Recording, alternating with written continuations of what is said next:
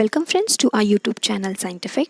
आज हम पढ़ने वाले हैं लाइफ प्रोसेसेस चैप्टर 6 पार्ट 1। इस स्लाइड में आपको टोटल 8 पिक्चर्स दिए हुए हैं। आपको इनको डिफरेंशिएट करना है into living things and non living things. आपको इसको क्लासीफाई करना है कि कौन सी पिक्चर्स या कौन सा सब्सटेंस लिविंग में आएगा और कौन से जो पिक्चर्स हैं वो नॉन लिविंग होते हैं। तो आप इसको क्लासीफाई कर लीजिए, फिर हम डिस्कस करेंगे थोड़े टाइम बाद।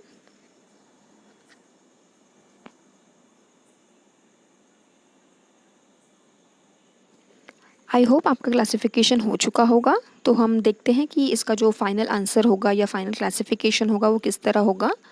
डॉग जो है, फर्स्ट पिक्चर डॉग की है, वो आएगा लिविंग में। सेकेंड है वुडन फर्नीचर जो कि चला जाएगा नॉन लिविंग में, और काव आ जाएगा लिविंग में। फोर्थ पिक्चर वेसल्स की है जो कि आप कंसिडर कर सकते हैं कि वो मेटालिक वेसल है कोई, या फिर गोल्ड का बना हुआ वेसल है, वो भी आ जाएगा नॉन लिविंग में। देन है स्टोन्स आ जाएंगे नॉन लिविंग में, और वो जो ह्यूमन बीइंग है वो आ जाएगा लिविंग में। प्लांट भी आ जाएंगे लिविंग में, और वाटर रहेगा नॉन लिविंग में। तो आपने भी जो क्लासीफाई किया होगा वो इस तरह से किया होगा इसे क्लासीफाई, और आपका भी आंसर मैच हो रहा होगा। अब ये जो आपने क्लासीफाई किया, जब आप गिवन पिक्चर्स को लिविंग और नॉन लिविंग में क्लासीफाई कर रहे थे, तो आपके दिमाग में कुछ ना कुछ प्रॉपर्टीज़ आ रही होगी कि अच्छा इस वाले पिक्चर में ये प्रॉपर्टीज़ होती है तो इसको हम लिविंग में रखेंगे, और सो एंड सो पिक्चर्स में ये प्रॉपर्टीज़ होती है तो उसको हम नॉन लिविंग में रखेंगे। फॉर एग्जांपल जैसे पहला पिक्चर डॉग का है, तो हो सकता है आपके दिमाग में आया हो कि डॉग जो है उसको फूड की रिक्वायरमेंट होती है, वो ब्रीथ करता है, वो मूव कर सकता है, इसलिए हम उसको लिविंग में रखेंगे।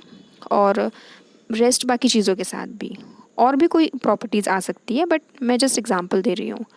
और नॉन लिविंग में भी ऐसा ही हुआ होगा, जैसे वो गोल्ड वेसल है, स्टोन है, वाटर है, वुडन फर्नीचर है, उनको फूड नहीं देना पड़ता, उनकी रिक्वायरमेंट नहीं होती, they don't breathe, they don't move on their own, ये सारी प्रॉपर्टीज़ आपके दिमाग में आई होगी। तो इसलिए आपने उसको किस में रखा, नॉन लिविंग थिंग्स में रखा।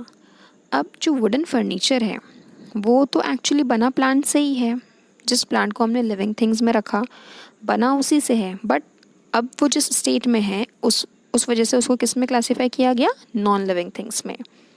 तो जो living things and non living things होते हैं उनमें कुछ कैरेक्टरिस्टिक्स डिफरेंस होते हैं जो आप लोअर क्लासेस में ऑलरेडी पढ़ चुके हैं। हम इसको एक बार शॉर्ट में रिवाइज करेंगे and then we will proceed with a further topic. जैसे लिविंग थिंग्स जो होते हैं वो ब्रीद करते हैं, they respire, they need food, they grow, they show movement on their own, जैसे कि लोकोमोशन होता है या प्लांट के मूवमेंट्स होते हैं। Living things they reproduce, they make their offsprings and they also excrete. और लिविंग थिंग्स जो होते हैं वो होते हैं ऑर्गेनाइज्ड। जैसे आपने पढ़ा था कि एक सपोज यूनिसेलुलर ऑर्गेनिज्म है तो उसमें सिंगल सेल होता है, और अगर ऑर्गेनिज्म मल्टी सेलुलर होगा तो उसमें टिश्यूज़ हो सकते हैं, उसमें ऑर्गन हो सकते हैं, उसमें ऑर्गन सिस्टम भी हो सकते हैं। इसको कहते हैं ऑर्गेनाइजेशन। लेकिन नॉन लिविंग थिंग्स में क्या होता है, नॉन लिविंग थिंग्स में ये सब कुछ नहीं देखने को मिलता, यानी ये जो कैरेक्टरिस्टिक्स है ये सिर्फ और सिर्फ होती है लिविंग थिंग्स की। आई होप यहाँ तक आपको समझ में आया है। आगे प्रोसीड करते हैं हम। ये है एक वायरस। अब आप बताइए वायरस को आप लिविंग थिंग्स में रखेंगे या फिर नॉन लिविंग थिंग्स में। वायरस को क्लासिफाई करना डिफ़िकल्ट है। क्यों डिफ़िकल्ट है, क्योंकि वायरस जो है उसमें मॉलिक्यूलर मूवमेंट्स नज़र नहीं आते अगर वो होस्ट के बाहर है। वायरस की जो लाइफ साइकिल होती है उसमें 2 स्टेजेस होते हैं, एक होता है होस्ट के बाहर और एक होता है होस्ट के अंदर।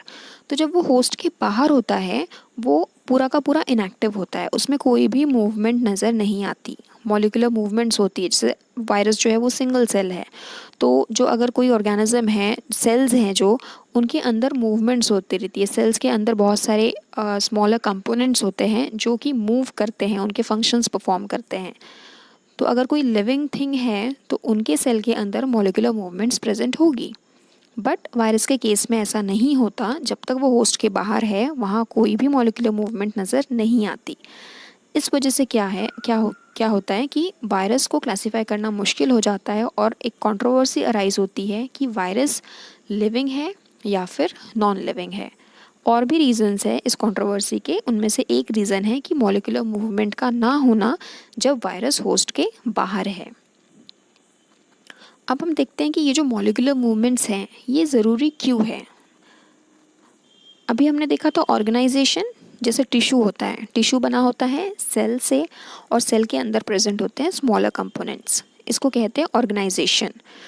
टिश्यू से अगर हम ऊपर जाएंगे तो वहाँ पे टिश्यू से बनेंगे ऑर्गन और ऑर्गन से मिलके बनेंगे ऑर्गन सिस्टम। तो ये जो ऑर्गेनाइजेशन है, इस ऑर्गेनाइजेशन पे एनवायरनमेंट जो है वो अफेक्ट करता है और इस वजह से क्या होता है, ऑर्गेनाइजेशन का ब्रेकडाउन। इसका मतलब उस ऑर्गेनाइजेशन में डैमेज पहुंचता है।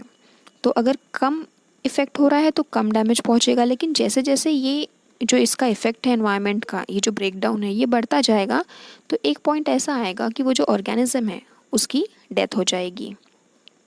और इस वजह से जो लिविंग क्रिएचर्स हैं वो उस एनवायरनमेंट से हो रहे डैमेज को उसको रिपेयर करना और मेंटेन करना बहुत ज़रूरी है, क्योंकि अगर वो रिपेयर और मेंटेन नहीं करेंगे तो एक पॉइंट पे उनकी डेथ हो जाएगी।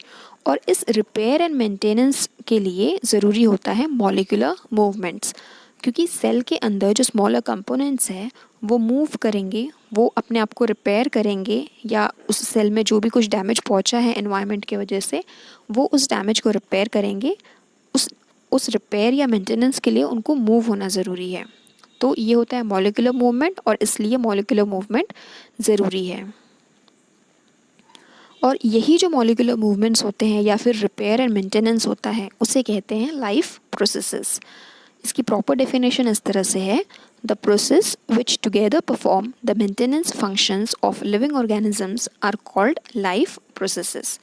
ऐसे प्रोसेस जो मेंटेनेंस फंक्शन परफॉर्म करते हैं उनको कहा जाता है लाइफ प्रोसेसेस। अब ये जो लाइफ प्रोसेस है ये परफॉर्म करने के लिए लगेगी एनर्जी।